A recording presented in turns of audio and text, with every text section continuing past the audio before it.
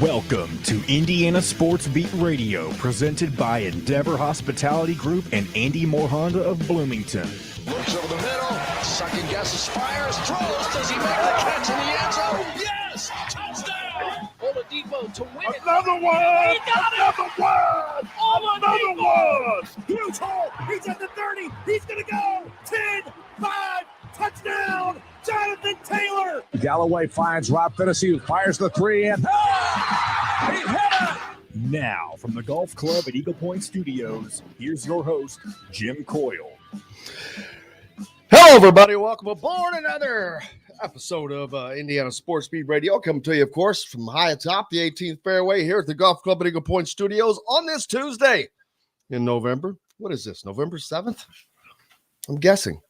Am I right? November 8th. 8th. Close. Is this election day? It's Tuesday. Election day. Yeah, there you go. Happy voting. November 8th. Wow. It's just plodding along. Yeah, you know, don't forget, of course, we're brought to you by our good friends at Andy Moore Honda. Just go to andymorehonda.com where you will always find the best deals in new and used vehicles. Endeavor Hospitality and their wealth of families in and around the Bloomington area. Places like BB's Market that makes the greatest bacon in the world. Holy cow. I'm telling you. It's amazing. Lots to get to today. Mike DeCourcy on the program from the Sporting News, Chronic Hoosier. Plenty to talk about. We'll hear from Mike Woodson. We'll hear from Jordan Geronimo, Race Thompson. Indiana opens the season with a win last night over Morehead State. Every top 25 team won. We got all kinds of stuff. Luke Brown leads an upset of Florida State. That'd be great to talk about. The Colts fire Frank Reich. The Colts hire Jeff Saturday. I don't know which one's a bigger storyline. Ravens over the Saints last night in the Manning cast. We'll hear from Tom Allen and Walt Bell and direct questions about Josh Henderson. I asked flat out, why is he not getting the ball? Again, this is not the first time I've asked that question. I noticed a 5-star linebacker decommitted from Texas A&M. That's bad news because if that's going to start happening at A&M, boy, it could be really ugly at Indiana. Dwight Howard, the former 8-time All-Star, 3-time Defensive Player of the Year in the NBA. He's headed to Taiwan. He's taking his he can't find a job now, so he's like, I'm going to go to Taiwan. So there's that. How's Dustin Schutte from theoutsider.com? I'm doing great. Got some outsider coffee. It's a beautiful Tuesday. We are preparing for the second freaking hurricane of this season. So, you know, we're just keeping high spirits, but we're having fun. It was awesome to see college basketball get underway. Oh, yes, it was. Oh, man. And we've got a litany of it to talk about. Jacob asking about the postgame show. We were planning on starting it for the season up last night, but wasn't able to do that. Just scheduling. Man, my day started at like 7:30 yesterday, ended at 11 probably.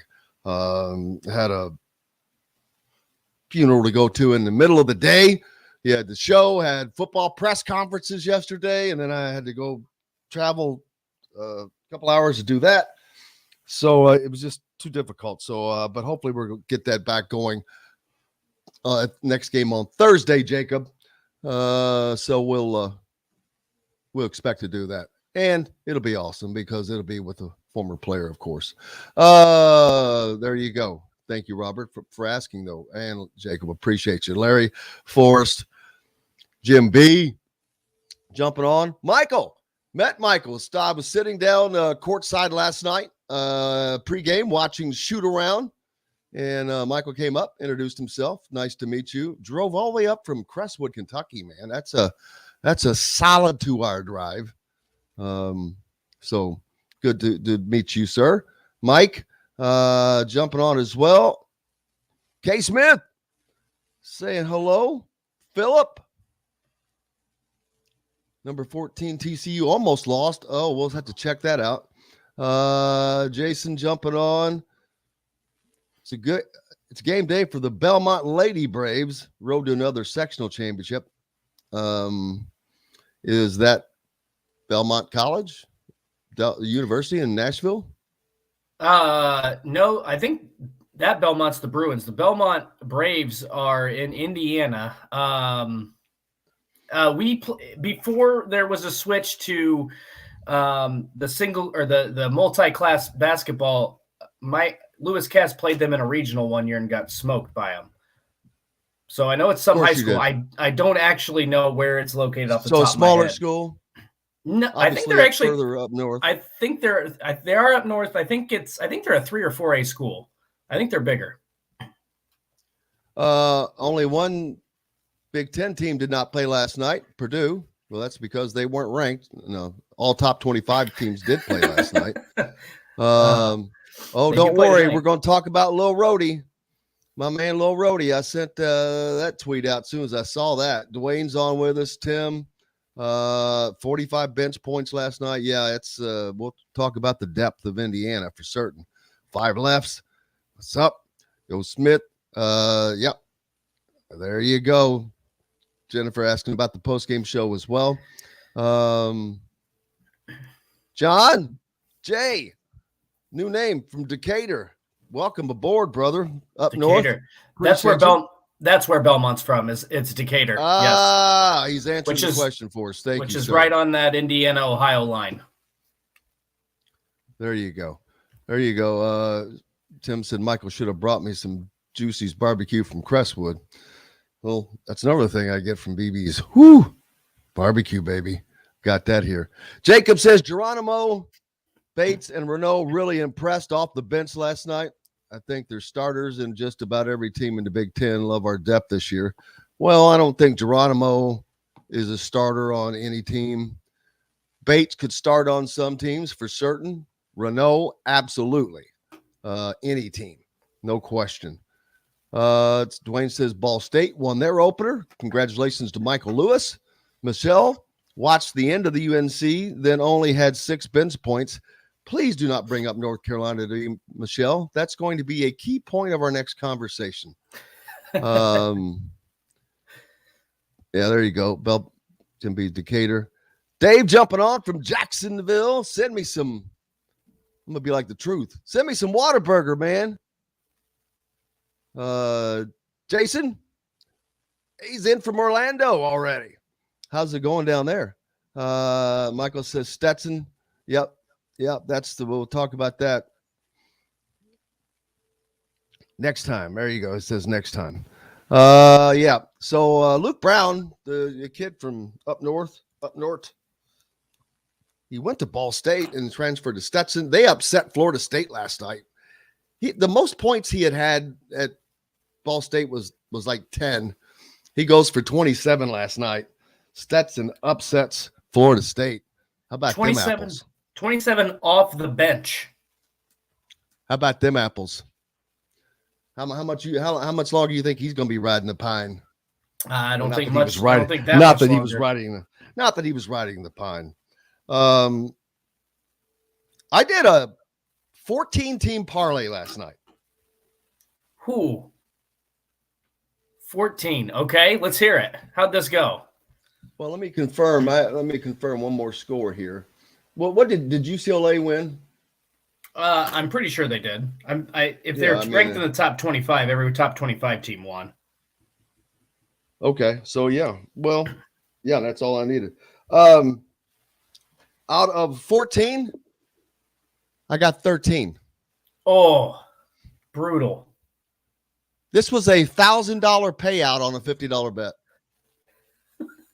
What was the one you missed?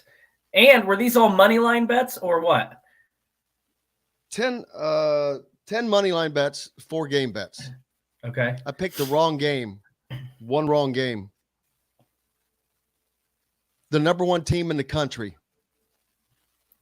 The number one team in the country freaking cost me $1,000. Can you believe that? I get 13 out of 14. 13 out of 14. How long is it going to be till you actually hit one of these multi-team parlays Wait, on this show. what did you miss? What was the spread? Or what was the 23 points. 23 points. Oh, I gave up the 23. Dude, I mean, I gave up 24 on Indiana. Yeah. They win by what, 30? Yep. 35, I mean, whatever come that on. math is. Come on, you're the number one team in the country. You're the one that's going to let me down? Of course you do. Wyatt says Evansville got the upset win over Miami of Ohio. That's an Indiana opponent coming up. Belmont's a 3A high school up in Decatur. There you go. Tim says that does not mean anything about Big Ten standings. I don't know what that's about, but regardless. Yep, so college basketball underway, man. It was great. Last night, Indiana started out nicely and then kind of was challenged for a while, I guess I'll say, by Morehead State. Man, they were just knocking down threes. Like, it was kind of crazy. There's one dude, Freeman, I think it was Freeman. He had the bulk of their first half points, I think. I'm trying to get the stats pulled back up. But, man, in the first half, they were going off, Morehead State, that is, from behind the arc and hitting some shots. It's kind of the major contrast was the 3-point shooting. Because this is what I thought going into this game, because you had Morehead State, who had only 3 forwards on the roster, only 3 guys above like 6'4", I think. And they shot 33-point shots last night, made only 9 of them. So not great, but you knew they were going to hoist them up. Meanwhile, Indiana shot 11 and only made 4. But they didn't need to last night. They could pound inside. They could use their eyes. They could use their size. We'll hear from Mike Woodson on that very thing later on. I asked him about that. We'll hear from Mike later on to that very question about the number. But, man, Freeman was 5 of 7. He's the one who killed him in the first half. He was 3 of 4. Mm-hmm. But I don't think he had another one in the second half. And so once they got him shut down, that was a difference maker. But, man, he was lighting it up. And at Thelwell, he had 3 out of 10. But, boy, they put up a bunch. That's a lot but that's the only way they can beat Indiana. Right. They're smaller. They had to chuck it.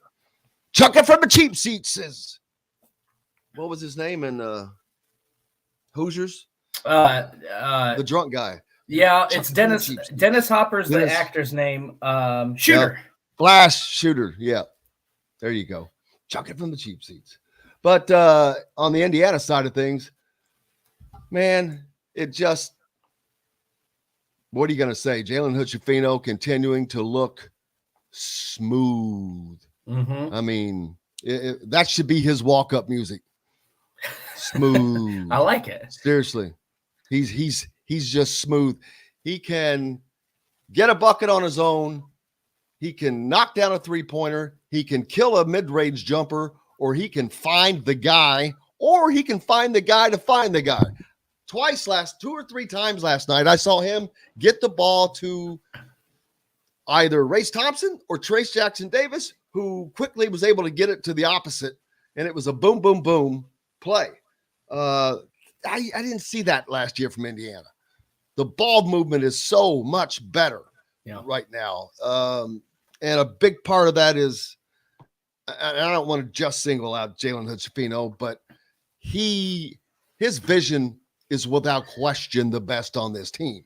I'm not taking anything away from Xavier, but that to me, that's Jalen Hood-Schifino's greatest strength. He's eyes like a fly, baby. He can see wide. I said this a year ago, John, when I went down to watch the Monteverde Invitational Tournament. When I came back, that's the one thing I could just tell. He has this unbelievable court vision.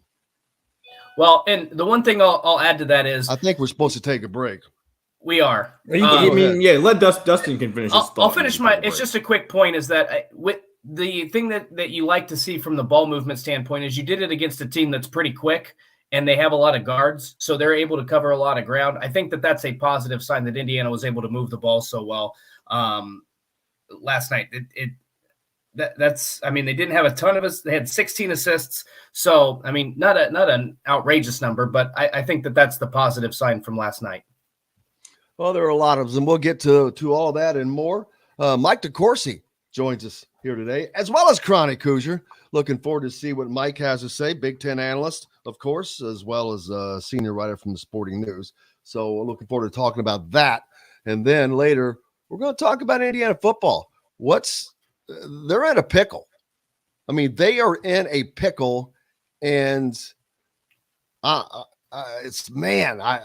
feel bad for Tom Allen, but Indiana is in a bad position with where they are right now. And we'll talk more about it.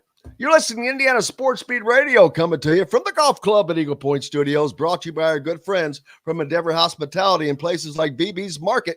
Make sure you go to your Apple App Store, Google Play Store, sign up for the WOW Club and start earning WOW rewards today to great places like BB's, who makes incredible bacon like this. Back right after this. We'll be right back to the Golf Club at Eagle Point Studios for more Indiana Sports Beat Radio with Jim Coyle, presented by Endeavor Hospitality Group and Andy Moore Honda of Bloomington. Whether you're a business, I had to throw that crunch in there for you, Jim. I knew you that was perfect timing. That was perfect timing. Oh, look, Mike joining us from his vehicle today. I am here. Yes, I think I'm in your part of the world there, Jim. I am down south. I'm in Seymour at the moment. I'm on my. You're heading that way. I'm on my way to speak at the Louisville Quarterback Club today. Oh, very cool. Nice. Where's that going to take place? Dennis Club at the Wood. What's it called? The Wildwood Country Club. Oh, I used to be a member there. Then they kicked him out. In Louisville? Yeah. Yep. Well, you'll be fairly close to where I'm at. That's that's out there. So that's probably about 20 minutes from where I live. That's about as far out in Louisville as you can get, too.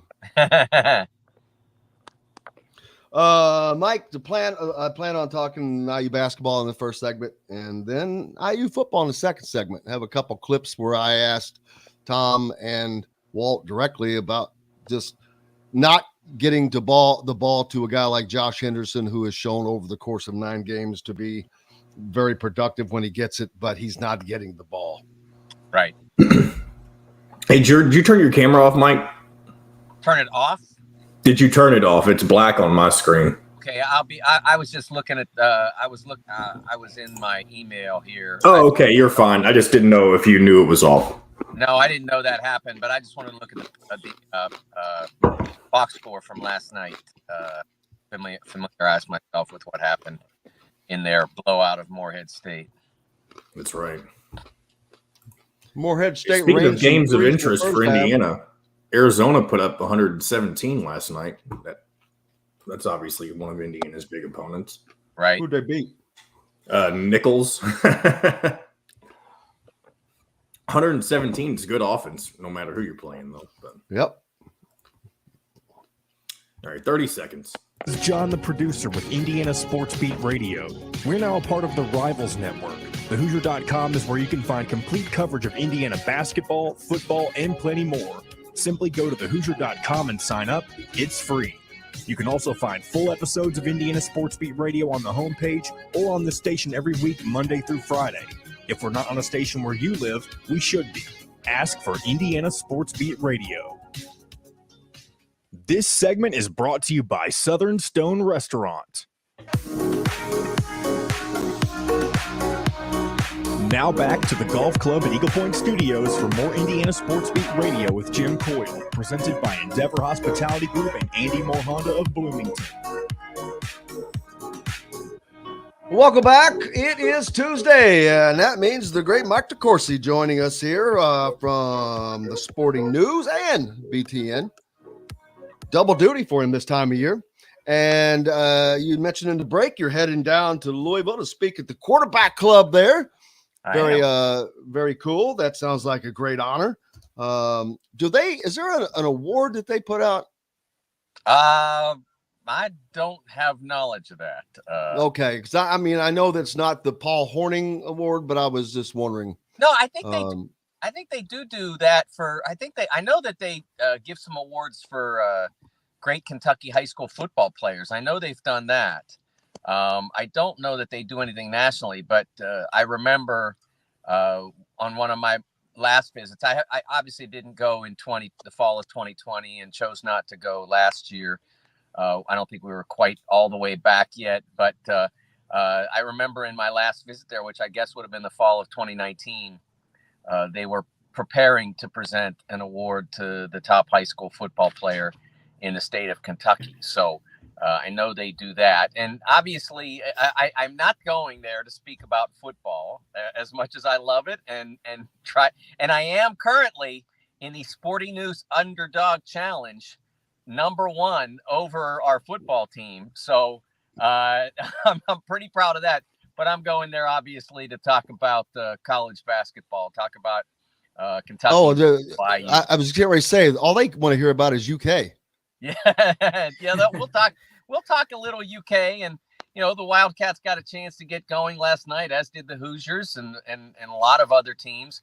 There weren't many high major games in the sense of one high major against another. Memphis did go into Vanderbilt, and that was an interesting game. But for the most part, it was the bye games that we see in college basketball season getting going. And a lot of people are angry about that, not that being the first day, that's basically all we see. I think college basketball could use a better opening day, but man, if you're going to open the season this early, I don't really have a problem with everybody just kind of going out and getting exercise and trying to get themselves together. I'm not, I don't believe that college basketball needs to cede the entire stage to football. I hate that mentality. But November 7th is awfully early. Yeah, and it was the first time that all top 25 teams played on the same day, which was ironic that it's taken 100 and however years, however long it's been since the college basketball's been around for that to happen, which was crazy. But I like it. It's like a shotgun start at a golf tournament, Mike. Boom, let's go. Get it off and going. So I like seeing every team in action because they're coming right back. Like Indiana comes right back and plays tomorrow night. And is it this Friday they play or next Friday? Yeah, it's so hard to keep up right now with the crossover of football and basketball. But man, games going nuts all over the place. Quickly want to get to, did you see Luke Brown and Stetson knock off Florida State? 27 points for Luke Brown, who the most points he had scored at Ball State was like 10. Comes off the bench and just rips the nets, and Stetson beats Florida State. That's a great story right there, in and of itself. Well, we've known he'd had that in him, right? I mean, that's kind of what we expected when he left high school, that he would be that kind of offensive player. And so good for him, and doing it against a team, a program with a great defensive reputation that Florida State has. Leonard Hamilton has been one of the great defensive coaches in college basketball for 3 decades, going all the way back to his time at Miami, and maybe even I saw him coach at Oak State, but I'm not sure whether or not he had honed the defense to his approach to defense quite at that point. But as he got to Miami, and then after his short time in the NBA to Florida State, they've been tremendous on defense. So to be able to go and drill that team for 27, congratulations to Luke. That's wonderful. Of course, last night Indiana opened their season as well as they welcomed in Morehead State. and a game that started, Indiana started out strong, but Morehead State made it very challenging throughout most parts of the first half with some knocking. They were chucking it up, baby. They put up 19 3-point shots in the first half alone, hitting 6 of those. But Indiana was just too big overall and just imposed their will they only put up 11 threes in the game. I think in the first half, they only had 5 attempts, maybe at that. They were just imposing the will. Like I said, you have Trace Jackson Davis that ended up with 15 points on 6 of 11 shooting. Jordan Geronimo, 10 points on 5 of 7. And then another 15 from Malik Renault. He was 6 of 8. So those 3 guys are, what is that, like about 80% from the field and all playing the interior. So, yeah, no reason to shoot a lot of threes there. Yeah.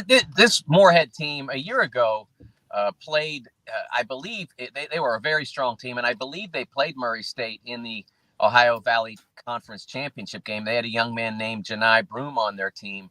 He's now at Auburn and expected to be an essential player for the Tigers, and that took a lot away from what the Eagles would be this year. But with Murray State, I believe, gone from the league, maybe Morehead has a chance to contend for the Ohio Valley Conference Championship. So if you're a Hoosiers fan right now, you'd love to see that, because the stronger they get over the course of the next 3.5 months, the more that win will be valuable to the Hoosiers. But it was a good exercise for them, I think, to be able to go out and get done what you want to get done. You had a nice, overpowering front court performance from those guys that you mentioned, especially Renault and Jackson Davis. And the very, sort of a calm, no nonsense approach from Xavier Johnson, which is exactly what you want him to be. On a game where he doesn't have to do a lot, okay, don't do a lot. It doesn't matter. No one's going to judge Xavier Johnson by how many points he scores or how many shots he takes. If in a game where it wasn't essential for him to do that, where they were able to have their way on the front line, do that. Get that done. And that's exactly what happened last night. So I thought it was an encouraging performance for the Hoosiers, a really good first step on what's what they hope will be an extremely long road all the way toward April. What can be difficult, Mike, and obviously we've got small sample sizes, right? I'm just always curious to get this take and how much can you take away from these type of games? I mean, you look down and it's pretty much chalk across the board in terms of the top 25. And I'm with you. If you're going to start this early, I have no problem with college basketball and some of these non-major matchups early in the season. We're going to have the Champions Classic here in a few weeks. We're going to have some of those preseason multi-team events here in a couple of weeks. So water will find its level in terms of the competition level. But when you watch some of these games on opening night, how much do you take away from it? Is there a lot that you invest into that first night? Or is it just kind of, these are just guys that are, in some cases, these are guys seeing the floor for the first time this season? Yeah, I think that you want to see players do what they're supposed to do and play like they're supposed to play. And for IU, that certainly occurred last night. I watched a lot of the Kentucky game in advance of this speech, and that's what I saw from that they were playing the way they needed to play for the most part. Now, early on, they gave up too many open threes, and if Howard hadn't looked at Rupp Arena and they just looked at the basket, they might have made some of those and made it a little more interesting early. But for the most part, I thought that you want to execute what you're out there to do. You want to be comfortable in the environment, especially for the freshmen. And Renault would be an example of a player who obviously was not at all uncomfortable playing in Assembly Hall. It didn't bother him. He just played as if he were playing in his high school gym or on the playground. It wasn't, the arena effect didn't bother him at all. And that's a good step. I think you can lose these games, as we discussed with Florida State. Temple lost theirs as well. And Temple was hoping, and probably still is, of course, but Temple came in hoping to have a big step forward this season in the American Conference. And then they get that and get knocked back a little bit. So you can lose these games. the first thing you want to do is get the W, and then if you can play at your best and get a fairly impressive W in terms of margin, and that's certainly happened for the Hoosiers. But more than anything, it's execute what you want to execute. Don't force action. Don't try to be a hero just because you can, because you're probably going to win anyway. I think that the Hoosiers checked every single box in that regard. Yeah, and the thing last night, you talk about not forcing things, that's exactly what I see when I look at only 11 3-point shots, only 5 in the first half. There were a number of times where, whether it was Jalen Hood-Schifino, Xavier Johnson, could have forced those and did not. They were looking for a better shot all the time, and I guess they knew that they were going to get it because they were correct. And as I look down, some of the made 3-pointers, the first one was by Race Thompson, who looked very smooth. And then in the second half, when Miller Kopp hit those 2 almost back-to-back in transition, that really got the crowd going. He looked really good on those shots. And that was the one spot. He didn't score in the first half. And so didn't do a lot, played good defense, but didn't offer a lot on the offensive side. And then, that second half, if you've got a guy like that he erupted for what he finished with 8 points. I think he had 8 points in just a span of 3 minutes or something. So that's the thing about this team is you've got 3 or 4 guys that may be doing it today, and this guy could erupt at any second. But then they've got this second unit that's been so much talked about, Mike, which Indiana, correct me if I'm wrong, do you hear anyone else talk about their team just like that with a first and a completely second unit? I know that there's second unit guys, but Indiana really considers it an entire second unit that comes in, which they have that kind of talent, and they're showing that depth may be there, but they're one of the few teams that actually does that, I think. Yeah, I think first of all, you can have too many good players, and we saw that with Purdue last year. If you've got 9 A players or 9 A to A minus players, it's too many. It really makes it hard to work. But if you have 5 A players and 5 B players, then you have the kind of depth that can work, and you can keep that many players involved for most of the season. You get down to the biggest games. Let's say it's IU Purdue for the Big Ten title, something like that, or IU goes on the road to Michigan. If you're playing 10 guys, you're probably pushing it a little bit, unless it's maybe just once in a while to add a spark where you send all 5 out or send a good percentage of those 5 out, and you try to get a little spark, a little energy, because your main guys might be a little tired. And then you get in the NCAA tournament. I mean, if you're playing 10 guys, it's probably going to get you at some point. It got Purdue last year in the Sweet 16. It got Kentucky 2015 in the Final Four. It's too many guys. To have basically 10 A players, it always eventually gets you because it's hard to keep the chemistry right. But when you have a second group that accepts that the main guys are either more experienced than them or more talented than them, that can really work. And I think that's the trick more than anything for IU this year, from the coaching standpoint. We talked before about how important it is that Xavier Johnson be, first and foremost, a solid point guard on and off the floor. But for the coaching, they have to manage that chemistry of having 10 players, like I said, probably, 5 to 6 A players and then 4 B players. And that's still a challenge, but it's not as daunting as what Matt Painter faced in terms of the chemistry a year ago. Well, and to that point, Mike, I think that the one thing I'll say about Indiana, I agree with you. I don't think they're going to have a 10-man rotation, at least for some of those bigger games. But the one thing I think that Mike Woodson now has a benefit that Indiana hasn't had in a while is they can play a little bit more situational. If a guy gets in foul trouble, or if there's a bad matchup on the court. They have the depth to go to that maybe 11th or 12th guy at some point and feel confident putting him on the floor. Maybe it's a better perimeter defender. Maybe it's a better interior guy that they got to face. And so it's, to me, I think that they can play matchups, play a little bit situational, a little bit more freely this season. And I don't think they've had that in the past, but I mean so for the most part, yes, I agree. 8 to 9 guys, probably the more permanent rotation, but I wouldn't be surprised if we saw throughout the course of the season, if there's a specific matchup that might present a problem where you see that 10th or 11th guy at points throughout the season. Yeah. And another thing that can become a factor. I mean, look, you don't have any second traces out there, although Malik Renaud can do a fair imitation if say Trace got into foul trouble. You're not going to win a championship if you're without Trace for an extended period, say.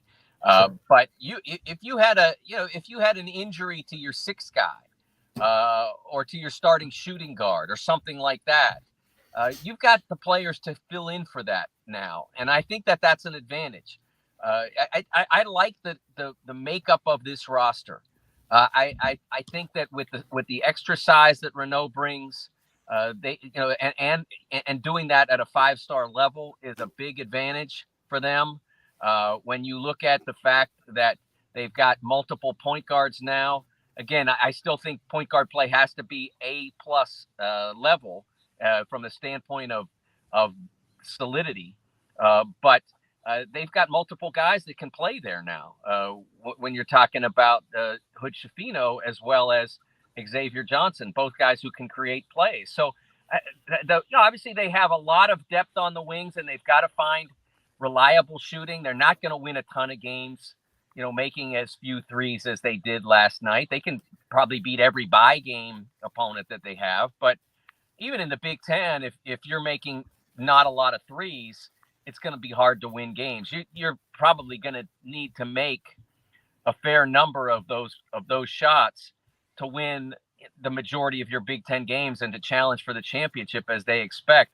But I don't look at last night in that sense as problematic at all, again, because you run your offense, and the first option in most offenses is to go inside, especially theirs with the ability that they have. And if it's not covered, you take the shot. I mean, and that's kind of how it worked. Then, if it is covered and you draw a double or whatever, and then you kick it out, and then you might kick it across, and that's probably where the shot is designed to come from. They didn't have to go to that too often last night, and that's why they took so few threes. I think in time, as they're defended more stoutly, and that'll happen as they play better opposition, we'll see them start to make shots. I think they have enough. Look, they don't have they're not going to be the greatest shooting team, but they have enough guys that can make shots that they can win the biggest games. Yeah, they can. The mid-range game, especially with someone like Jalen Hood-Schifino. But they were so efficient last night, and I think they played very smart. I look at Xavier Johnson and Jalen Hood. They were combined 5 of 7. They did not force anything. They had 7 assists. But the guy, Trace Jackson Davis, Race Thompson, Malik Renaud, and Jordan Geronimo, and Bates, they took a combined 30 shots. That's where the shots were, and they made a high percentage of these. Right. So very good job of Indiana last night of finding the best shot and getting that down. But I agree with you. I don't know that they're going to be a great 3-point shooting team, but I don't think they have to be. I think they just have to be efficient. Again, Miller Kopp, 0 points in the first half. I think that hurts a little bit, not getting any production from him, but he shows that he can just at any point pop in points. And so you've got a lot of guys. You guys talked about the 10-man rotation. I think it's going to be 9 deep. It almost has to be. But yeah, I think that's where it'll find its way. But we'll get to find out again tomorrow night, because back at it, man. This early part of the season, Mike, it's game after game. And so it's going to stay that way for a while. Yeah, I don't think it's because they need to get everything done before the start of the World Cup, right? That's it. Yes, that's. I don't think that's why it's going like this, but it is. It is 2 pretty early games. I mean, it's 2 games that are happening in honesty before in previous years they wouldn't have played any. This may feel like a long season, but it also may feel a little bit like it's less condensed than in some prior years. They won't feel like that they're having as many games coming at them as quickly when they get into December and January, etc. So we'll see how that all plays out. But I think it was a great start for the Hoosiers, and we'll see them continue to grow. And Carolina's coming to town in a few weeks, and I think they're going to be ready for that, and it'll be very interesting to see. Look, it's not like Carolina's never played in a big game. We know that. They were in the last big game last year, and they've played in really difficult environments. And their last regular season game last year was, the Cameron Indoor Stadium crowd turned up to 11 because it was K's last game there, and they conquered that. So but we've seen Assembly Hall on its best days, with lesser teams than this one, take out maybe better teams than this one. That 2016-17 Carolina team that came to town really didn't handle the crowd atmosphere well and wound up losing. It was one of their few losses that year on the way to the championship. So we'll see what that game is like. But I think that's a significant challenge and a huge opportunity for the Hoosiers. If they can get that one, a lot will flow from it. Oh, absolutely. And it will be an electric environment without question. That's going to be a fun night and looking forward to it. Indiana has a few games before they get to that one. Fortunately for them, they play Bethune-Cookman tomorrow night, and Bethune-Cookman played Iowa last night, losing 89-58. So there's an indication of Indiana's next opponent. So looking forward to that. And where are you doing next on the basketball side? Well, I will be on Tuesday at the Champions Classic, a week from today, at the Champions Classic in Indianapolis with Kentucky, Duke, Kansas, and Michigan State. A great quartet of teams. 3 of the Sporting News top 10. Kansas is an interesting case because the roster isn't overwhelming, but every other time I looked at a Kansas roster and said not overwhelming, and maybe put KU around 12th or 14th or 18th or whatever, they'd end up in the top 5. So I made sure that my last top 10 spot in the Sporting News top 25 was reserved for the Jayhawks. I'm not going to get burned like that again. Indiana will, I'm assuming, rise in your rankings this week. Well, I guess not. Maybe since everybody won, there'll probably be no movement. There'll be no movement. It's not far to go. Don't forget, Jim. I mean, I had them. I know. But I just realized, I'm like, well, hell, everybody won. There's not going to be any movement. Nobody's going anywhere. Unless you're the college football committee, and they may find a way to put Tennessee up at the top. I had them higher than most, and I still believe that their best is better than a lot of teams. We'll see how it works out. Trace again last night had a rather routine performance. Again, no one forced anything. Even somebody like Trace, who's who in addition to the possibility of team success, has the potential to be a first-team All-American, maybe even a Player of the Year, those kinds of things, but didn't seem to be concerned about that at all last night. Just about trying to do the best thing to win the game, and that was true for all of the Hoosiers. He's been an All-American before. He's never been a first-teamer, but he's been an All-American. And so when I talked to him at Big Ten Media Day back 2-3 weeks ago, he said, I'm not. He knows he's a great player, but he wants to leave here with something, with having accomplished something significant as a team player with the team. And it's whether that's the Big Ten title or the Big Ten tournament or a Final Four, whatever, he wants to accomplish something significant. He does not want to be a player who made a bunch of All-America teams on either bad or mediocre teams. Agree. We got lots more coming up. Mike DeCourcy from the Sporting News is with us.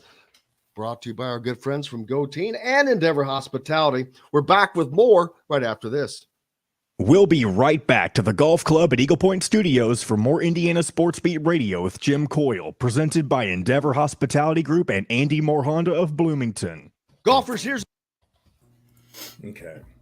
I know it's early, but I'm sending a story idea to my guys at the Hoosier.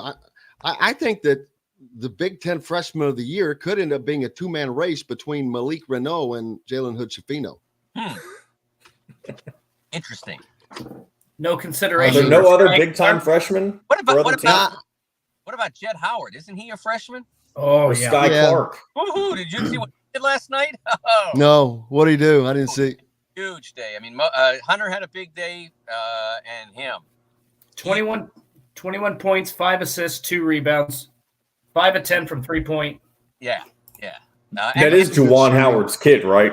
Yes, he is. He has 2 sons now on the team. And Jet, and with the loss of Caleb Houston in particular, but also Musa Diabate, Jet needs to be great. I mean, they don't have a chance to be a front-ranked team in the league if Jet's not really significant. Now, he doesn't necessarily have to score 20 every night, but he has to be a significant player.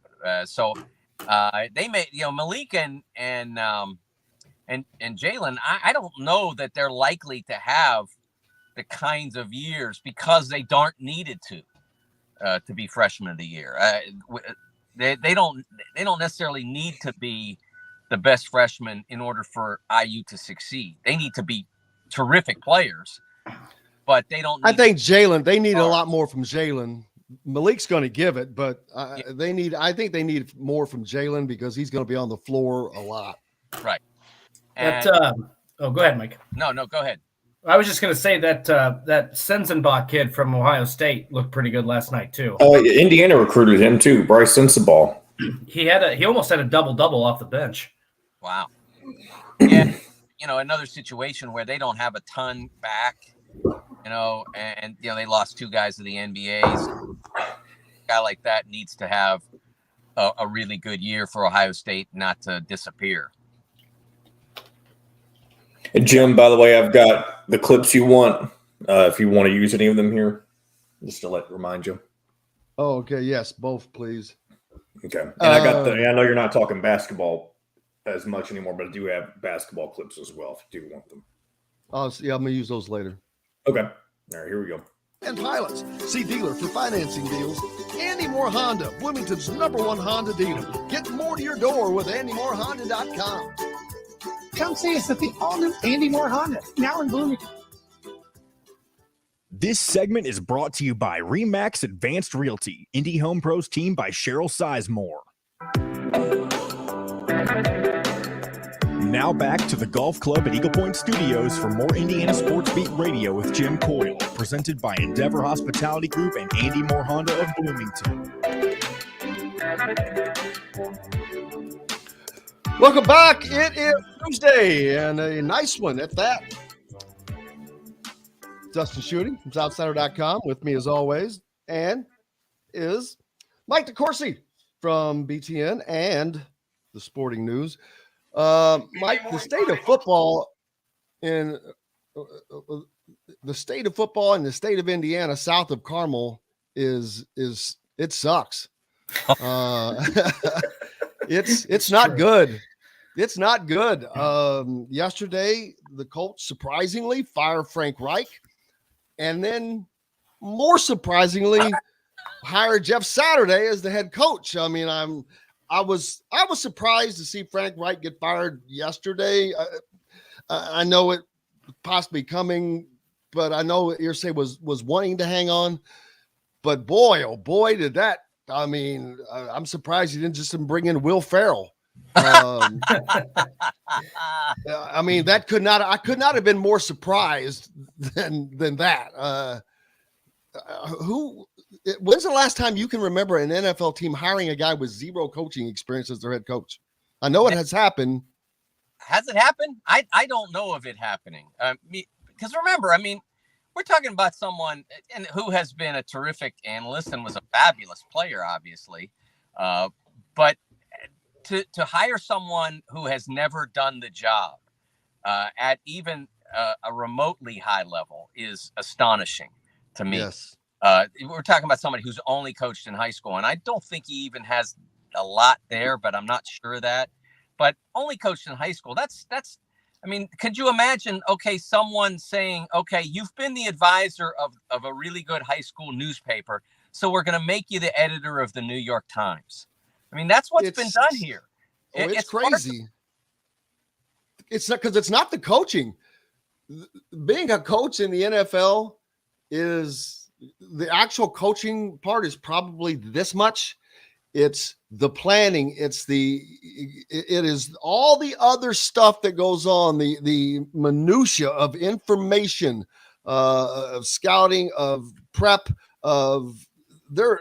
And I don't even know because I've never even been, in that kind of situation with an NFL head coach, but I do know of how stressful it is, of how much information it is, of how much time they put in, and to have never have done that.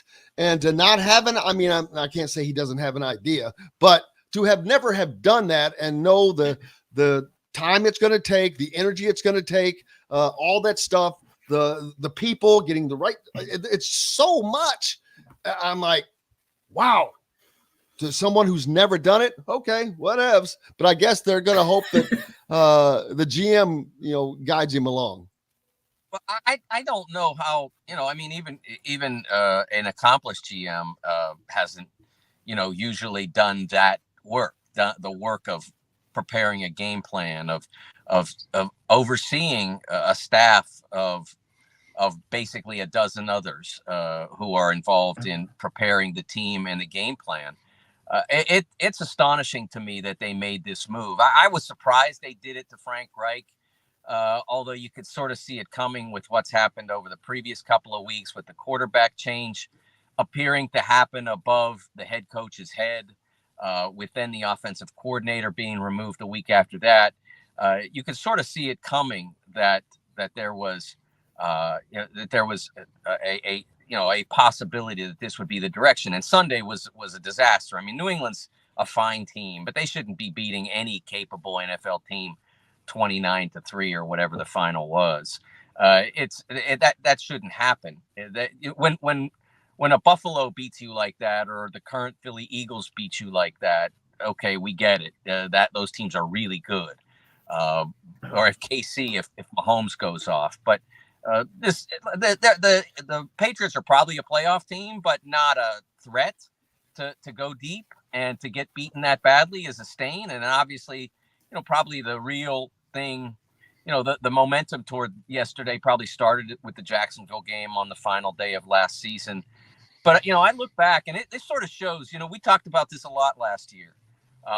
The whole idea of bringing in Carson Wentz and then having him refuse to get the vaccine, and then having a bunch of others say, well, if he's not, and again, whatever political approach you take or whatever, with the way the NFL was set up a year ago, if you weren't vaccinated, you were at a competitive disadvantage. And that was something that a lot of teams said, that's not going to be our problem. We're not going to have that happen to us. We're not going to miss games just because we have contact tracing. If we have positive tests, we'll miss like everybody else, but we're not missing for contact. And Indy was in a position where they did not create that culture. And that goes back to Frank Reich believing in Carson Wentz, and Carson deciding to take the stance that he did. And then a lot of players saying, either because of that was their own thought, or because they were following him, or whatever it was. But there was not a culture in that stadium last year, in that locker room, that said, we're going to do the smart things that are going to get us on the field. And they end up losing games because of that. And I think they kind of lost their team because of that.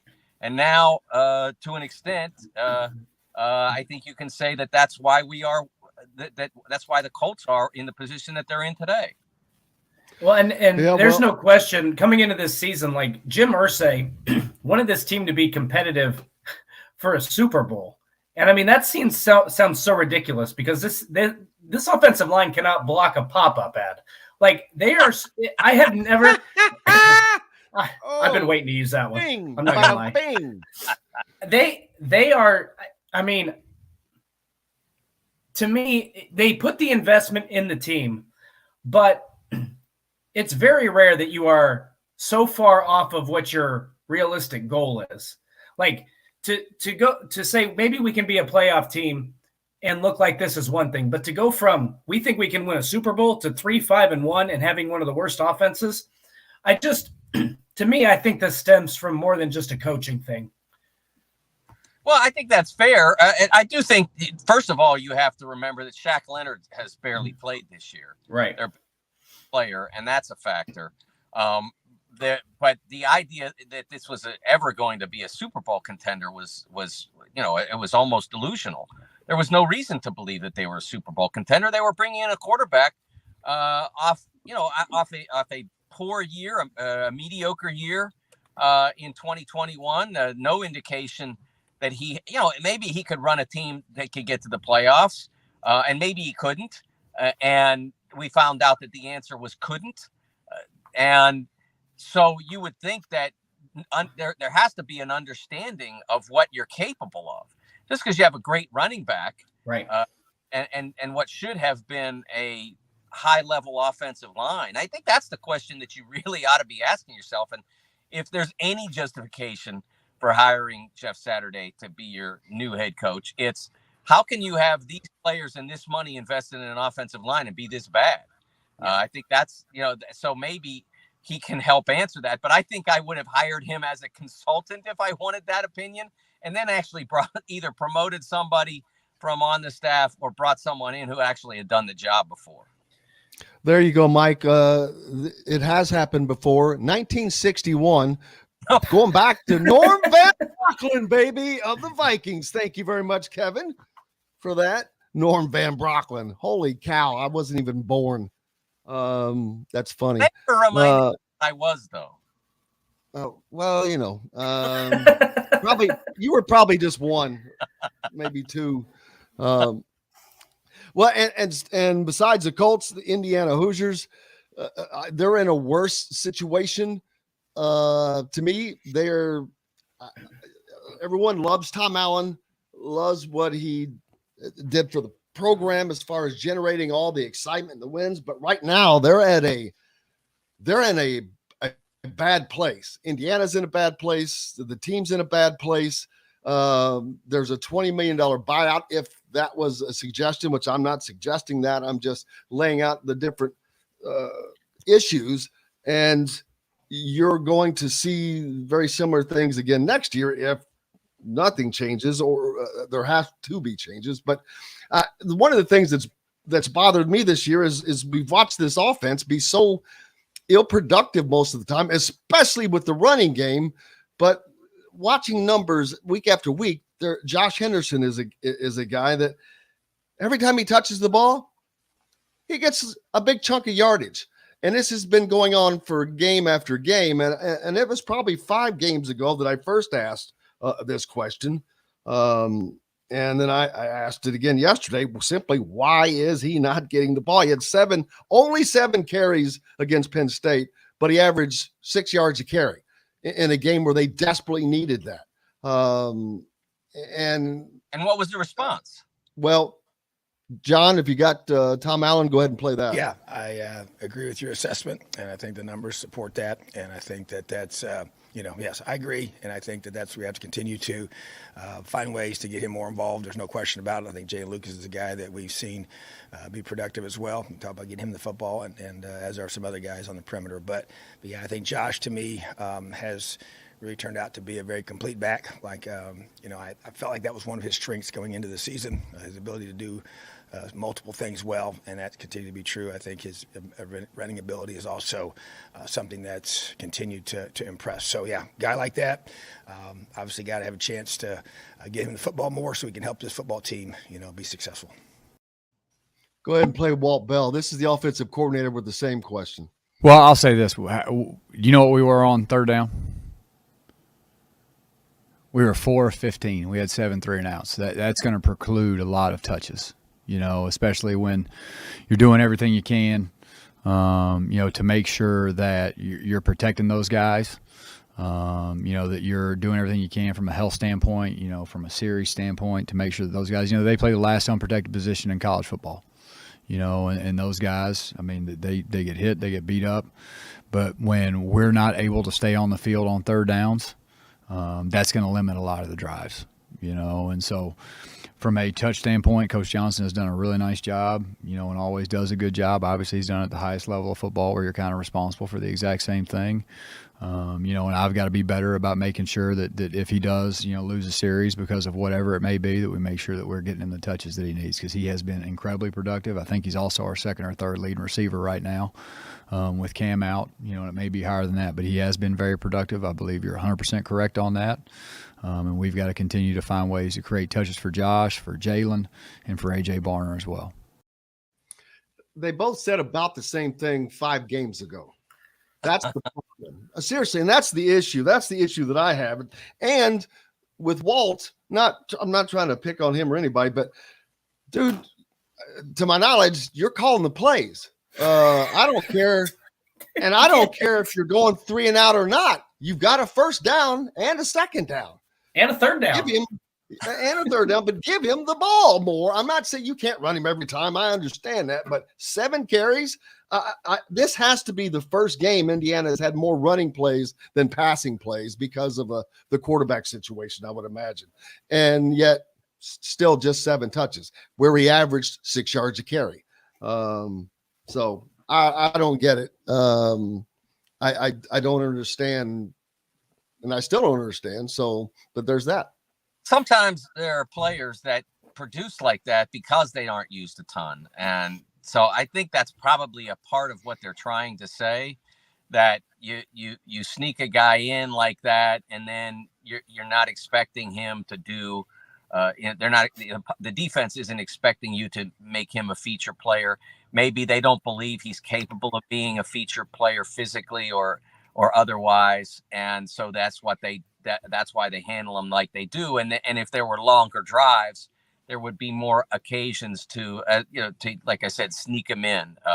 And I think that's how they're thinking of him. And I think that's a fine approach when you're successful, or at least breaking even. But when you're failing, I think you need to try other things. And I think that's, you talked about Tom's buyout, et cetera. I think that we have seen enough to know that Tom Allen's a very good football coach. And in a lot of occasions, and I think this happened with Frank to an extent, instead of fixing what's broken, we have a good football coach. What's wrong? Why are we not doing what we want? The default answer in too much of sports is, well, let's just get somebody else and try something new. Because then the fans will say, well, they just hired a new coach, so they'll give us more patience. And a lot of times that's the fan attitude too. They want change because change is easy to get behind. But when you have what's not easy to do is to find a good football coach. And that's true. It's true to an extent in the NFL, but it's especially true at a place like IU. So you have a good football coach. What's not working? I'm going to suggest, and I think that too much of this has been dismissed over the years, especially over the last couple of years, especially for a program like IU, which doesn't have a default brand in football. In basketball, they certainly do. But in football, they don't have that. So like Ohio State, you remember, recruiting was almost all virtual for basically a year to a year and a half. And so Ohio State's on the phone. Well, it's Ohio State or Michigan or whomever. And so that it carries more weight. IU has to sell a little more. They have to find a little more. They have to be able to look at a player and say, oh, there's something there that we're going to get that no one else sees. That's the only way that IU's going to be successful a lot of the time. Unless it happens to be a player that, has a natural affinity to Bloomington because his dad played there or his brother played there or something like that, or there's a family connection with the coaching staff or whatever. IU is behind the line, in the order behind Ohio State, behind Penn State, behind Michigan, and probably Michigan State as well. They've all had more recent and traditional success than the Hoosiers have. So I think that pandemic issue caused problems for a program like IU.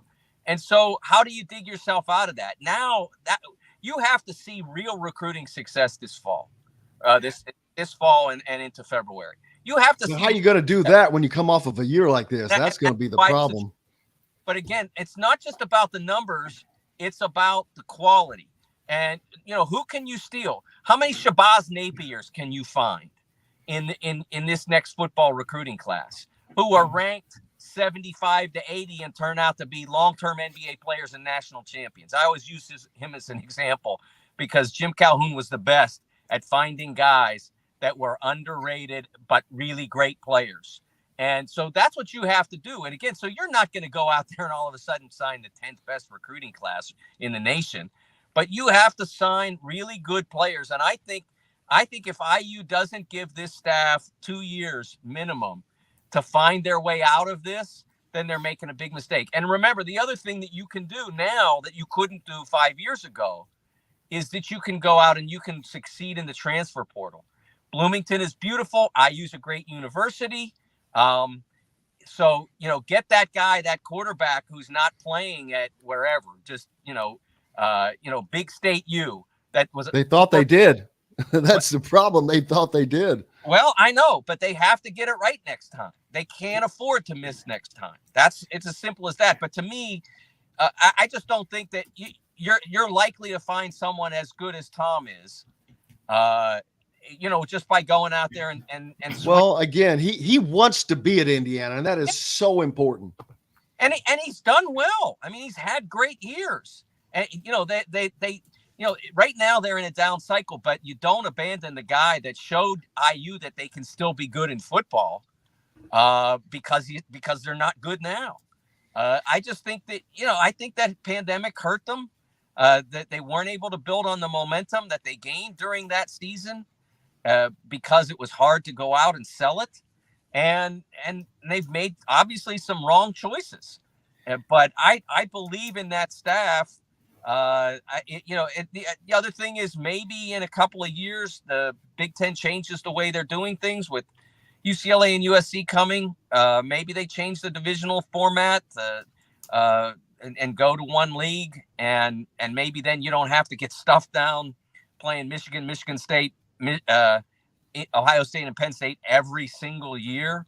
That's a hard thing to get past, and there aren't very many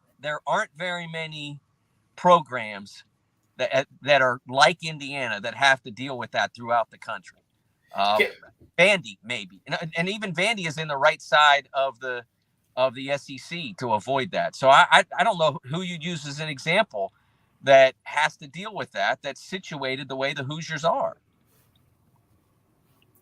Dustin. Yeah. Well, so here's my thing about the 2020. So with the recruiting aspect, here's what I wonder. I'm not necessarily disagreeing with you, Mike, but here's my question would be, I go back to 2015 when Michigan State made the college football playoff and they got rocked by Alabama. And after that, Mark D'Antonio made it a point to bring in better recruits. They did that and the program completely fell apart. It makes me wonder a little bit if Tom Allen's brought in some of the highest ranked players in that Indiana's ever had. They brought in some really good 4-star players. Samson James, they were able to swipe away from Ohio State. It makes me wonder if there's an element of, I'm going to go get the best player and I'm going to make him fit into my culture, as opposed to I'm going to find the best cultural fit and make him into a good football player. That's what I think has kind of happened these last couple years. I don't know that I'm right. That's just kind of the sense I'm getting, because when you look at the talent that they have and the recruits that they have brought in, some of the best, I think, out of the top 10 all-time recruits, going back to 2000, Tom Allen accounts for 8 of those. When you look at the talent, it doesn't make sense that they should be this bad in back-to-back years. That's fair. I will say that I think they were this bad last year. That a lot of that was injury related. That I saw at the beginning of the year was not the team that we saw at the end of the year. The team that played Cincinnati, which was a legitimately great team, and pushed that team to the very buzzer. Michigan State, which was Peach Bowl champion, pushed that team to the very buzzer and lost both those games, and then wind up losing guys and ended up by the end of the year they're not a challenging team. I think this is, they ended up with a bad record, but that was bad luck. This year, it's not a good football team, and that's a different thing. And I think it's a great theory, Dustin. I do think that. And again, I think that some of that is, you weren't able to really get to know guys during that year. And so you signed guys based on what you saw on film, and then maybe they didn't turn out to be true Hoosiers, so to speak. Mike has a great piece out right now, just out, as a matter of fact, about North Carolina's Armando Bacot and NIL and the business side of things. I notice he's got an LLC, so he's ahead of the game. But that's something that a lot of these guys probably should be doing for tax purposes. Yeah, one of the really special young people in college sports. I've done this for 40 years now, and there are young people that you meet over the course of the years, and more than you'd think, that are just super memorable guys. I'm Facebook friends with a lot of the guys I covered now at Pitt and Memphis and other places, and because they're just they're really good people, and Armando Bacot is just extraordinary. I tell this story to illustrate what he was like. I've done 32 Final Fours, and on the Sunday of the Final Four, the day before the championship game, the way they allow you to cover it, and have always since I started covering the Final Four in '88, the way they take the 5 starters from each team and they put them in, and they do it one after the other, first Carolina, then Kansas, or vice versa. And they put each of the 5 starters in a separate room so you can go and talk to each one of them. But you have a half hour maybe, so you kind of have to, dash from room to room. And in 32 years, you always dash from room to room, except in 2010, when I went into Ronald Norwood's room, and I'm like, I'm not leaving. This kid's amazing. He's got so much to say. And of course, we know Ronald's now assistant with the Indiana Pacers. He's going to be an NBA head coach before it's over. No question in my mind. He's just an extraordinary young man. And this happened last year with Armando Bacot. I went into his room because he had gotten hurt the night before, and I was writing about the matchup between him and David McCormick. And so I went in to start to find out what was up with his ankle. And he said within 3 minutes that he was fine. He was going to go. And I could have asked 1 or 2 questions and left, but I stayed the whole half hour because I didn't want to miss what he was going to say. And it was much the same when I got a chance to go and sit with him in North Carolina's film room about 3 weeks ago. Just an amazing young man. And it's all reflected in the story that I wrote and that's up on sportingnews.com now. Well, just like everyone, no one at the Louisville Quarterback Club wants to miss what you have to say today, man. They're all going to be there. So if the TV guys are there, tell them I said hello. We're all good friends of mine. But enjoy your trip down to Louisville at the Louisville Quarterback Club, speaking down there today. So enjoy that. Thank you very much. And make sure you give Mike a follow if you don't already, and go to the Sporting News and check out his latest on Armando Bacot. Thank you so much, man. I appreciate you. See you next week, guys. Have a great week, Mike DeCourcy. Coming up next, Chronic Hoosier joins us here on Indiana Sports Beat, brought to you by our good friends from Remax Realty. If you're in the market for a home in the Indianapolis area, you need Cheryl Sizemore and her 2 decades of experience. It could be the difference between you getting the home you want or not. If you're in the Louisville, Southern Indiana, Floyd, Clark, Harrison, Scott County areas, you need Barbara Pop Real Estate Services. They've served that community for 3 decades. Reach out to Barbara at barbarapop.com or my man Matt Lincoln, Matt at barbarapop.com. We're back with the Chronic right after this.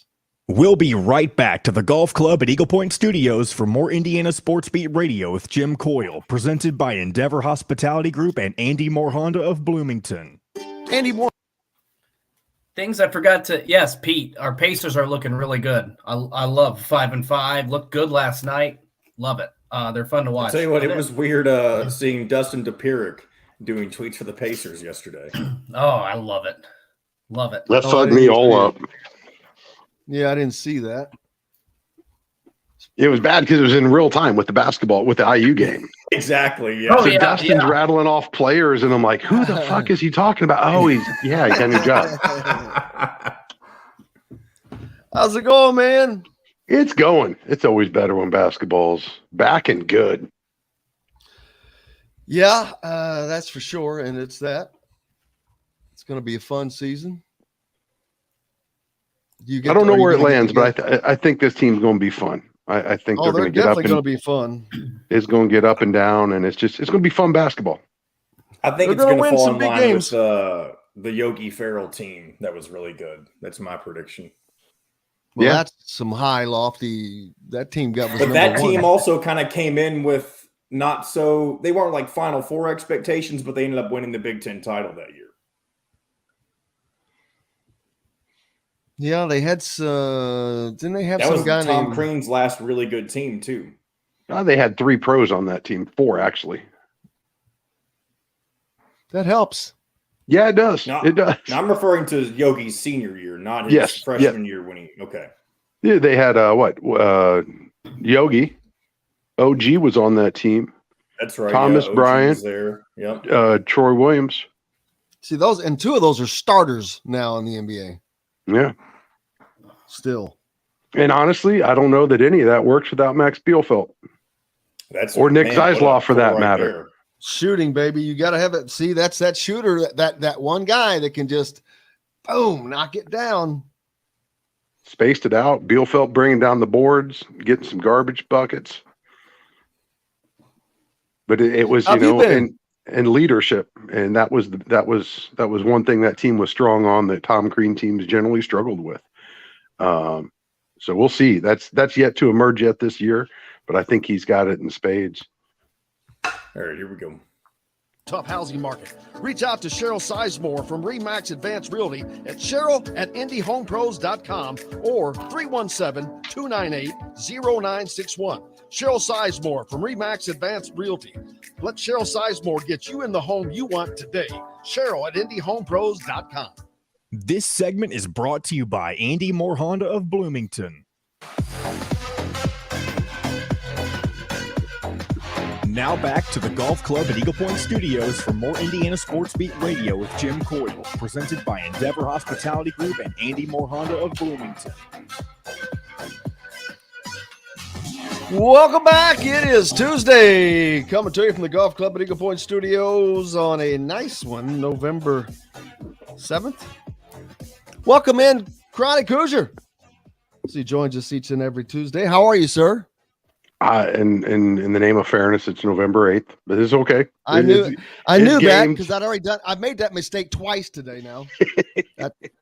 I can't wish see. away these beautiful days while we've got them. I can't see. Trust me. Even with these stupid readers on, I'm like, what does that say? Oh yeah, it's 8th. It's like 4 days before we become Arctic again. So let's enjoy these days while we've got them. Oh my God, it's falling off, baby. You talk about it falling off the shelf. Thursday is it. It's just like the abominable snowman's is walking through here with dropping cold everywhere. Not looking forward to that. It's dark now. As soon as you get off work, we all go gather in gyms and lose our dang minds, and life is good again in Indiana.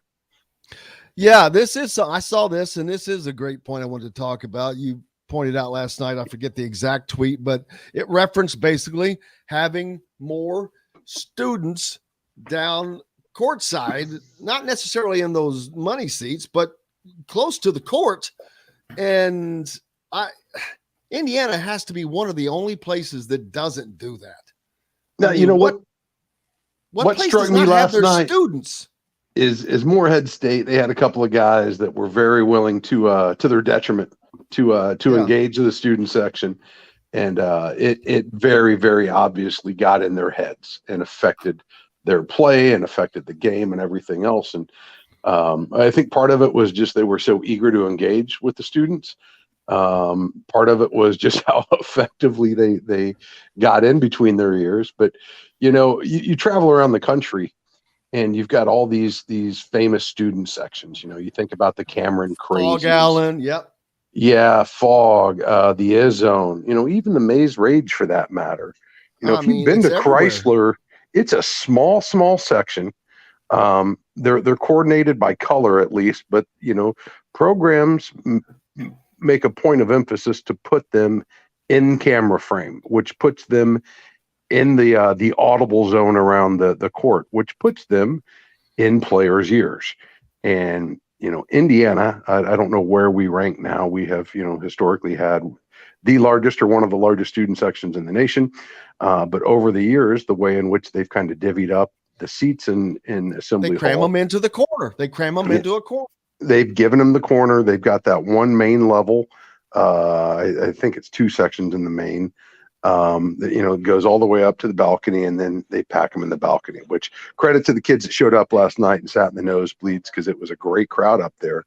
But what you end up getting, though, is it kind of neuters them just by proximity to the floor when the overwhelming majority of your students aren't within audible range, when only a handful of them get in that zone. And it's definitely a decision IU made. Obviously, those seats, in the lower level are the highest dollar in the gym. It takes quite a bit of priority points to get below the tunnels, and especially down in that lower section of the main level. So I get the dollars, but what I think stood out last night, what prompted that tweet, is when you see just how powerful that gym can be when the students are engaged and they're there in numbers. It changes the gym. It gives the juice that Assembly Hall is famous for. And I think it's a shame that, I'd love to see them. I don't know how you really divvy up the main level, but at least wrap them around one side of the floor, preferably behind the benches, because that's, again, the camera frame. But that's the audible zone where whatever is going on in the stands, it spills out onto the floor. And, Cameron Indoor Arena is about the same size as Seymour High School gym. It ain't that big. The student section is not that big, but they show up, they show out, they get loud. They turn the PA system all the way up, and it keeps the crowd juiced. And it's just part of it. Maybe it's been so long since we last saw it. Part of it, though, is pining for what could be if they would just unleash the beast and find a way to get more kids down in the lower level, get them involved, get them as an integral part of the gym as it should be at Assembly Hall. Because at the end of the day, man, this is college sports. Those are college students. Let them enjoy it just as much as the kin nuns of the world. Well, I'll tell you, it's funny. I don't even know why, but I counted, and I can tell you, this is not going to happen ever at Indiana unless there was just this big mind change, but because of the bunny. But I counted now, there are about 80 seats around courtside. That's a lot of seats. And where the cheerleaders used to be, they're standing behind those people now. Yes. And you don't even have to give those seats away. Just use the bleachers. Just use the bleachers behind the baskets. Why not the both end zones should be students only. And those 4 rows, even if you split it, half and half, like it used to be the entire visitor side, that hole behind the basket was nothing but students in the band. Now they've split that up, students on the visitor bench side of the band, and then they sell the other side. But I think if you just took the bleachers, those 4 rows that run along the sidelines, and then half of the behind the basket bleachers on both sides of the floor, make a horseshoe, put as many students as you can there. That way, the people in the main level, your view's not obstructed if everybody in the lower level is standing up the whole game, which I know is a problem they would have to contend with if you somehow split the main level sections up where there were non-students seated behind the students. But put them on the floor, put them in the those bleachers. You can keep the courtside seats for the high dollar donors. Get more kids on the floor and get that gym turned up, because as you saw last night, man, it's a special place when it's live. And again, kudos to the students, not only for showing up, but for putting the whole broadcast on last night. For all the grumbling about the BTN Plus games and the subscription. And I was griping about it yesterday because, of course, my subscription renewed on Sunday, but I've got one game left that I really, really want to see on it. Whatever. But recognize too, those broadcasts are entirely run by students. The talent, the behind the scenes, the production, the cameras, Everything is student driven. Not only are those, student athletes out on the floor, that's a learning laboratory for all the media school kids over there. They're going to go on to do amazing things. I thought they did a great job. And, happy I don't have to hear people complain about the BTN Plus anymore. But it's always awesome to see what those kids can do. And I tweeted that last night. Follow them all, because you're going to sit back and watch. And, in just a matter of years, you're going to see these kids leading major network broadcasts all over the country. And invariably, you're going to see a couple of them that ascend, like Trish Whitaker, like Courtney Cronin, like Iman Brennan, like Alex Bozich and Zach Osterman, and all those people that you continue to read to this day. It all started there at Assembly Hall as unpaid student labor, providing great coverage for us. Absolutely. Indiana, we talked earlier, of course, a nice win last night. They play again tomorrow night. Quick turnaround. 2 nights. Back at it, or 2 nights rather. What is today? Tuesday? Yeah, back Thursday. Days are running together. So they get at least a day off. So extra day off, which is nice. Monday's weird though. Normally it's a Tuesday, Thursday, Saturday, Sunday, so to get a Monday, it's got my schedule all messed up too. I had to double check it twice yesterday just to make sure that, because it felt like it was going to be, we had a 1 day turnaround. But. Well, in the first 2 weeks or 3 weeks of the season, they're going to play on a Monday, a Friday, and a Saturday. I mean, a Sunday. Yeah, no, they're spread out all over the place this year. And then you've got the big weekend coming up in which they play at Xavier on Friday, November 18th. The football team is in East Lansing on the 19th, and then Indiana is in Indianapolis on that Sunday, the 20th, for basketball. So you want to talk about a busy weekend. There you go. Yeah, it's crazy, but this is honestly the best. It really is. Almost any night of the week, great entertainment on, obviously, locally. Little more eyes probably turn into the basketball program than the football at this point in the season. But you know what? All good things and all good time. Hopefully we find a better path forward here at some point. I don't know exactly how, I don't know exactly when, but it's getting rough. So to have a little reprieve, to have something to look forward to along those lines, and the women kickoff or tip off tonight as well. So 2 really high quality basketball teams in Assembly Hall this year. Both going to be nationally ranked probably for the bulk of the season here, I would imagine, and both with some great postseason potential. So good times are back again in Assembly Hall for sure. Maybe next year some of that can spill over across the parking lot in 17th Street. Well, Tony pointed out he's keeping his BTN. Sorry, Dustin, keeping his BTN Plus for a little while longer, just to watch the women's games. And to your point, Robert points out his son was a cameraman at IU. Now he works for CBS. Nice. So there you go. There you go. I can't tell you how many former media students I continue to follow this day that are working, at CBS, ABC, ESPN, Fox Sports, all over the place. I'm not at any of those, but no, it's awesome to see though, and to get a chance to watch them grow literally from the ground up is a really cool thing. And heck, I can't tell you how many of them continue to reach out to me to this day. Just super connected to IU, super thankful for what they've done, and still stay really connected to the program and the school, but also still making referrals. And it's, those referrals, that's the network that is just so incredibly powerful, especially in that industry. And there's a ton of resources. Courtney Cronin recently just came back for Hoosier Hysteria on ESPN, of course. Oh my gosh. Why am I drawing a blank?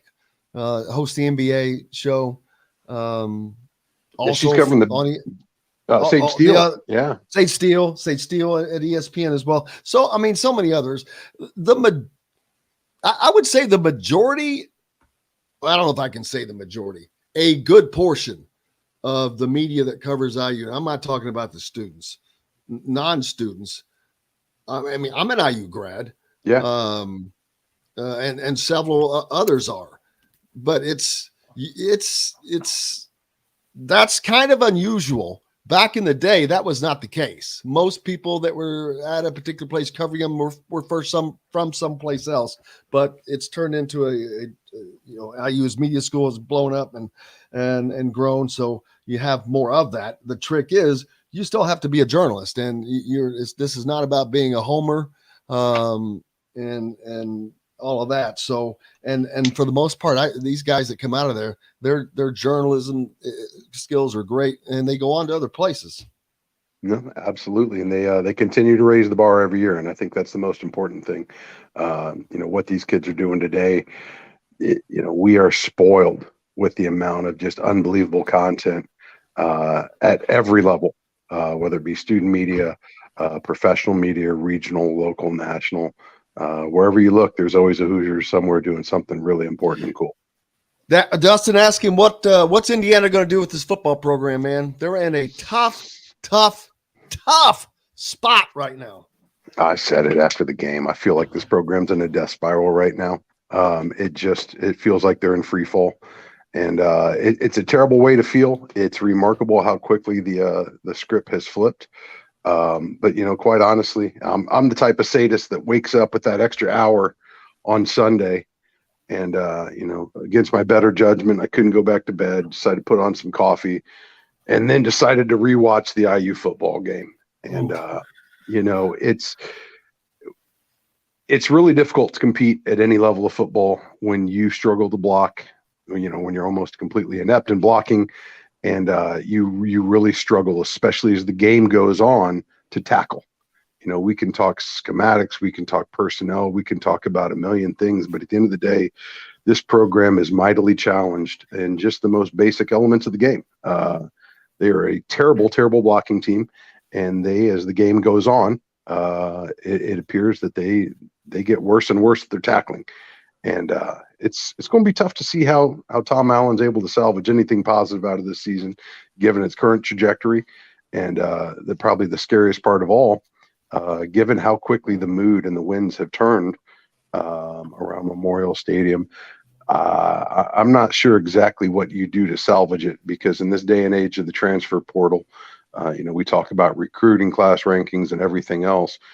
We got to start looking at retention levels and particularly spots, and those key spots that Indiana could possibly lose. We already know Tuttle is going to explore some other options, and it'd be difficult to be in the backfield of that offense and not perhaps have one eye looking for some greener pastures, perhaps where you're going to have a little bit more protection up front, not just to be effective, but for Christ's sake, to keep you alive, to keep you healthy throughout the remainder of the season. Because this line right now is they're a liability, not just to our wins and losses, but to the health and safety of the guys playing behind them. Absolutely, man. Well, I'd like to get your take on what was your thoughts on Jack Tuttle starting, because we've talked about it ad nauseum on this show. I don't really think it was a wise move for the mentality of your locker room and for everybody else on that roster. But what was your thought on rolling out Jack Tuttle there to start the game on Saturday? To me, I thought that's look, for the most part, the one thing you could say for the majority of the season was Indiana fought in every game they played. They didn't win, but at least they didn't roll over. I felt like on Saturday they rolled over, and it makes me feel like part of that was because of that decision. That was honestly the very reason, or probably the primary reason why I rewatched Sunday morning, is I just really wanted to look at what Tuttle brought and what he was able to do while he was in there. And, it was pretty impressive to see just how much more effective he was scrambling, which with this line, I mean, that's probably one of your greatest assets, a quick release and the ability just to get out of the pocket before it crushes around you. And I thought he was really good there that first drive, but we've seen that repeatedly this season at times where there's an early drive in the game where the offense just really seems to click. You can tell that the scout plan was on point. They identified some things that we might be able to be successful in.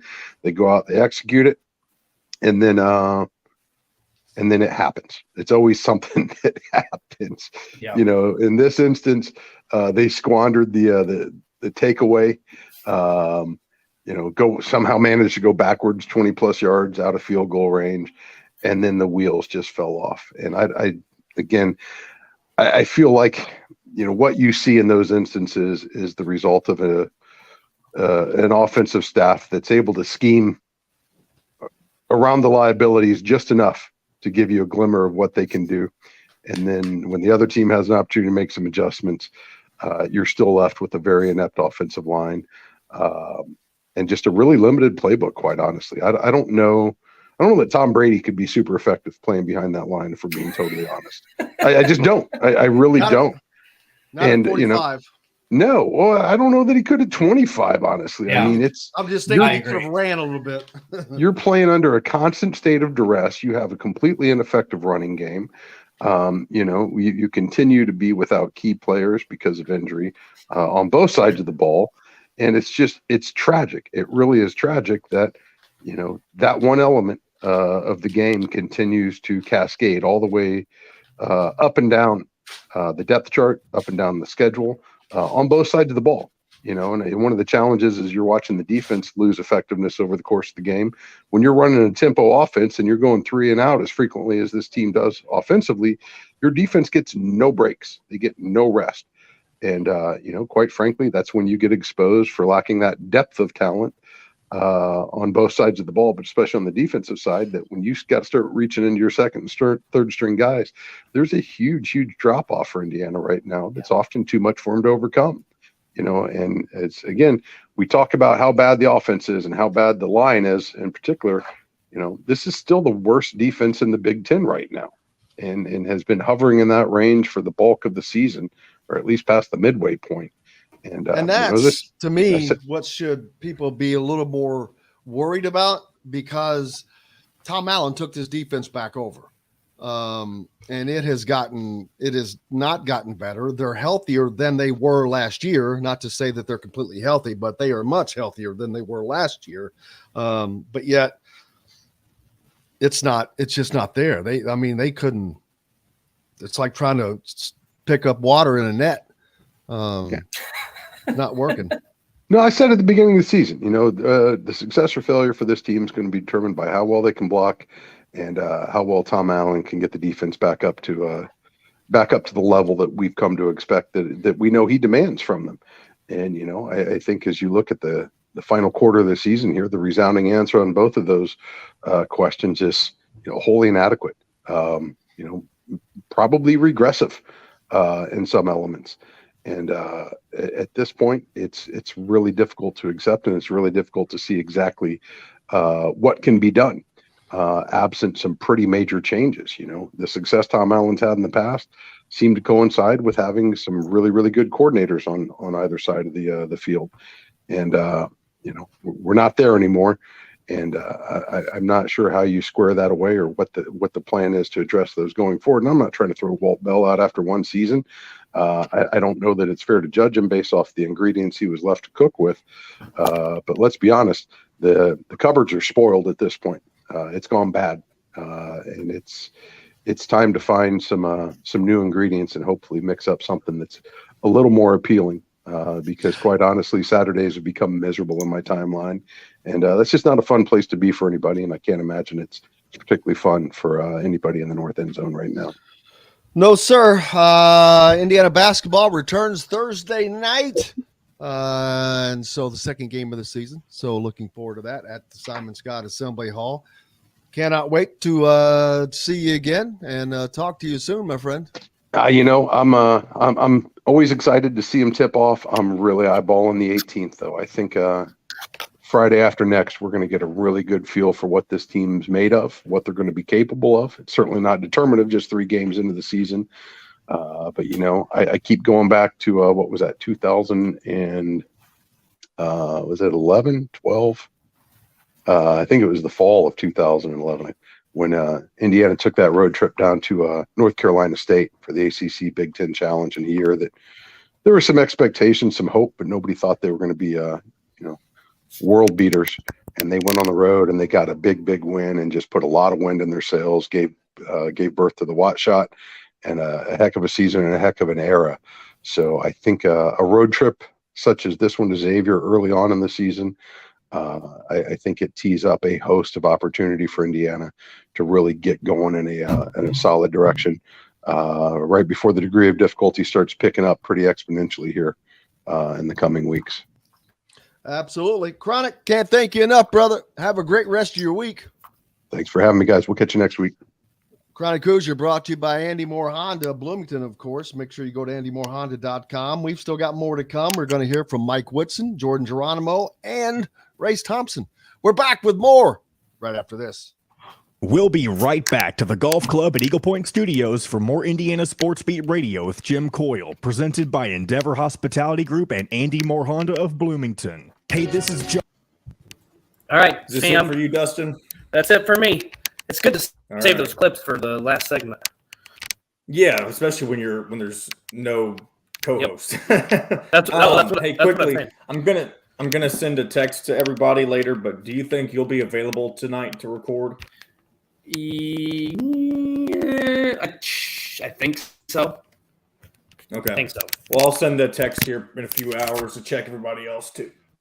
All right, sounds good. All right, see you later.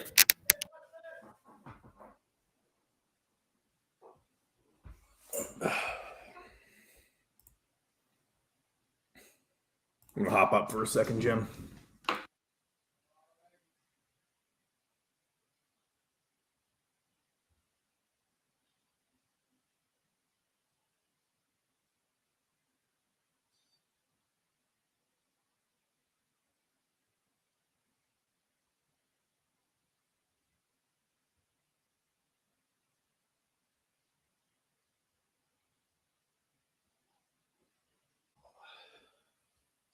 All righty.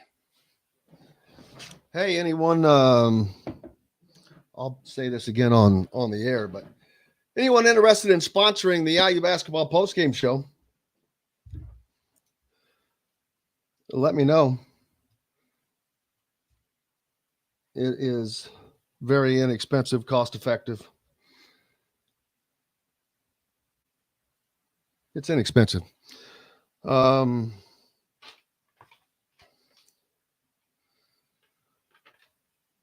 It will always be a former IU player, and most likely, if there was a constant sponsor, it would be a set person that I would name later. Hold on. I was telling the people that if anyone was interested in sponsoring the postgame show, to reach out to me. There you go. It's inexpensive, cost effective. I've got your question from Woodson or for Woodson, and I've got Race talking about Malik Renew and Jordan Geronimo talking about, I think, just getting off to the right foot, if I remember correctly. But there you go. Close enough. 10 seconds. Now, there is a limited number of memberships available, so go to eaglepoint.com right now and get yours today.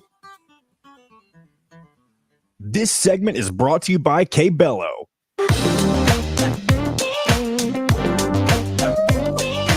Now back to the Golf Club at Eagle Point Studios for more Indiana Sports Beat Radio with Jim Coyle, presented by Endeavor Hospitality Group and Andy Moore Honda of Bloomington. Welcome back. Indiana Sports Beat Radio here on this Tuesday. Appreciate you guys being along with us. Ross pointing out, Tom Allen mentioned as a candidate for the USF job yesterday by the Tampa Tribune. Obviously, Tom has great relationships to that area, and that would probably be a good fit. That would be a great fit for Tom. Even though he is an Indiana guy and very well liked here, he's also very well liked there. Recruiting would probably be a little easier for him for certain. Would not be competing at as high a level. So it wouldn't be, and would give more of an opportunity to gain that experience and not as pressurized a situation. It's kind of hard to learn on the job against Ohio State and Michigan and Penn State, to be honest with you. Yeah, but he's obviously he's mentioned Indiana. This is his dream job. He's the only way that this would work for him is if, and surely he's not wanting this to happen, but if he was let go prematurely, this is the only way. But they're not. Here's the thing: Indiana's not going to let him go and pay him $20 million. Well, that's what I'm saying. He's not going to step away for South Florida either. He is where he wants to be, whether or not he's in over his head. You never know. I've seen that happen. I've seen when things aren't going well, but I'm not suggesting that it will. I'm just reporting the information. So there you go. Thank you very much, Chris. Yes, absolutely. Hit that like button for us, please. We appreciate that. Also, the Hoosier.com. They've got a sale that's going on. It ends today. 50% off. Complete coverage, inside coverage of IU basketball, recruiting, news, all that goes with that. Of course, it's not just basketball, but all the inside information. It's only $4 something a month. Support those guys. They work their butts off getting those stories out, covering Indiana, getting that information to you each and every day. So would really, really personally appreciate it if you guys go there. Get a subscription to the Hoosier.com if you don't have one, please. It's only $4 a month. And like I said in the break, anyone interested in sponsoring the post-game show, IU basketball post-game show, it's inexpensive and cost-effective. Trust me, we have a reach of 1 million plus just on the YouTube platform, plus the radio. Mike Woodson, last night, Indiana shot 11 threes for the game. I think 5 in the first half. And everyone was concerned about that earlier on. Well, I heard a lot of the fans were rumbling, but Indiana never forced a three. And there were times that Jalen Hood-Schifino could have, Xavier could have. Miller Kopp didn't take, maybe he took one shot in the first half. I'd have to get the stats pulled back up. Let's see. But regardless, in the second half, he had 2 in transition threes, nails them both. Looked very fluid, very smooth. He wasn't forcing things. Miller Kopp finished 2 of 4 on the night. So, and he was 2 of 2 from behind the arc. That's efficiency. That's what I'm talking about. Efficiency. And truly, if Indiana had hit just 1 or 2 more of those 3 attempts, that would have been superb. Now, where they had a problem was at the free throw line. That was god awful. I mean, wow. Come on, guys. That's just mental. 12 of 21. That's terrible. That's, what is that, 40-something percent? Or that's more than about 60%, but terrible nonetheless. But I spoke with, Mike Woodson met with the media last night. My question was about the fact they only put up 11 threes. Is that a number he's fine with? Do they have a number that they're trying to hit, or is it just simply about being efficient? Here's what he had to say. Well, to make no mistake about it, our strengths, when and this no knock against, we were a bigger team, and our strengths is playing inside out. I mean, it's no secret. I'm not trying to hide that. And they doubled some, and we were able to get the ball out to some of our guys to make shots. And Miller made a couple in transition, which, we're capable of doing that as well. So, I mean, listen, I thought it was a solid game. You put up 88 points. I just don't like the fact that we're missing free throws. That's really bothering me as a coach. As it should, because 12 of 21 will lose you a lot of games in the Big Ten Conference. You could be playing anybody, and if they're able to stick close and you can't hit a free throw, you're in trouble. Fortunately, Indiana only sent Morehead State to the line 5 times. Well, they only had 5 free throws, rather. So they probably 2 of 2, 1 of 2. So they only went to the free throw line 3 times, it looks like. Ironically, one was Mark Freeman on a made 3-point bucket, which was a crap call where he stuck his leg out.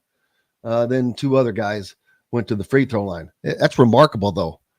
They were 4 of 5. So they were drilling it, but just not getting the opportunities. Indiana, 12 of 21. That is just horrific.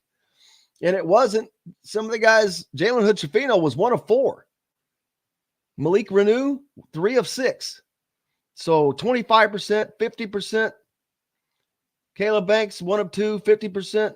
Miller Kopp hit both of his. Trace Jackson Davis, 3 of 5.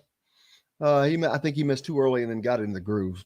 But after the players, Jordan Geronimo and Race Thompson, met with the media as well last night. Race talked about Malik Renew and the incredible footwork this guy has. He's fun to watch. He really is. And here's what Race had to say. Well, yeah, I mean, I've been saying this since he got here. Can't speed him up. He gets to his spots.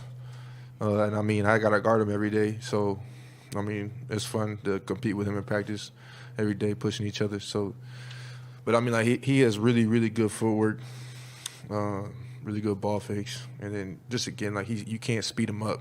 So I think that's, like, one of his biggest strengths. 6 of 8, 15 points last night.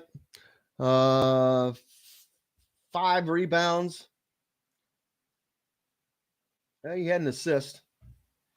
So, and that's all in 17 minutes. Just 17 minutes of play. That is efficient. He was a plus 23 when he was in the game. Jalen Hood-Schifino, plus 28. Miller Kopp, plus 13.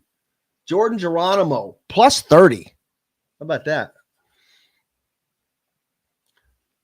Speaking of Jordan Geronimo, he talked about getting off to a good start and the importance of that for him and his team. Let's hear what Jordan had to say. It's really important for us to, come in, like what Ray said, like to have no drop off. I mean, the starters who start the game. It's important for us to come in with energy, and when energy is applied, it's always going to show. It's going to show on the court. You know what I mean? Like, we want a little run. We got some stops, got some easy points, and that's what you need when you come off the bench to have that that pop to keep you in.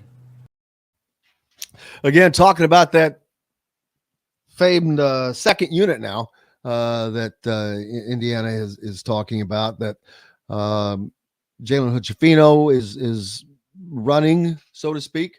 You bring in Jordan Geronimo, you bring in Tamar Bates, and Malik Renew.